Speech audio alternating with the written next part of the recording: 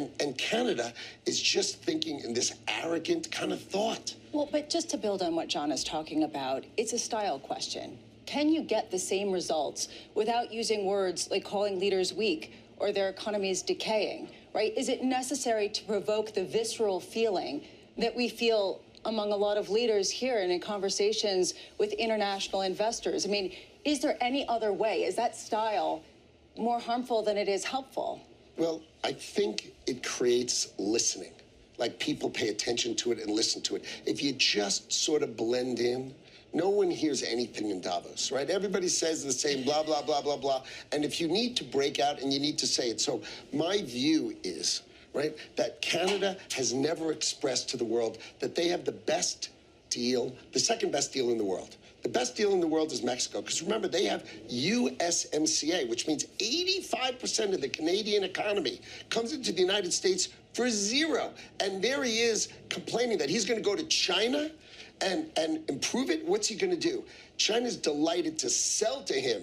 But do you think China's going to open their economy to accept exports from Canada? This is the silliest thing I've ever seen. They have the second best deal because Mexico's got a little better deal. They have 25% on the extra 15%, whereas Canada's got 35% on the extra 15%. But give me a break. They have the second best deal in the world. And all I got to do is listen to this guy whine and complain? Mr. Secretary, in fairness, you've seen from the airplanes, you've seen about a 30% decline in Canadian visitors to the United States, if not significantly more. You've seen a similar type of decline from China.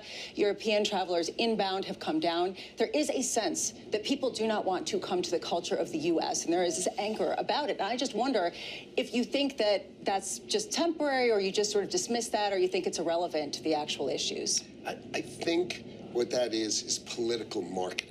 Right? The Canadians have the second best deal in the whole wide world. If they continue this path, right, which is a political path of a certain thing. I'm going to go fly to China. I'm going to open up my markets to China. I'm going to take Chinese electric cars and do all sorts of this stuff. Then when USMCA gets renegotiated. This year, sort of like towards the end of the summer, in the middle of the summer, do you think the President of the United States is going to say, you should keep having the second best deal in the world? I mean, you guys are such great friends. I mean, they are playing with a set of rules that they haven't really thought I can through. hear it in your voice. You're excited about negotiating this, aren't you, later this year? Well, they've sort of given a sort of a roadmap of saying, so I guess we should change the whole deal, right? You want to be like the rest of the world. You don't want to be this favored neighbor, because you've taken it so for granted that you're willing to come to Davos and say there's two hegemonic powers in the world,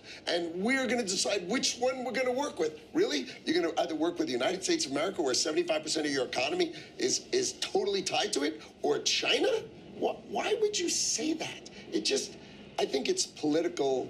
You know, I think if we take it correctly, we should look at it as just political noise coming out of a prime minister, and maybe this is working for his election, right? Because I don't think it can be real, because if you took out the math of Canada's economy and it doing business with the United States of America's $30 trillion economy, there's no such thing as changing what they have today. No one would vote for changing what they had today. Now, maybe they're marketing it well, but they're just for their politics. But they're surely not marketing it well for their fundamental economics for long-term the United States. the U.S. is doing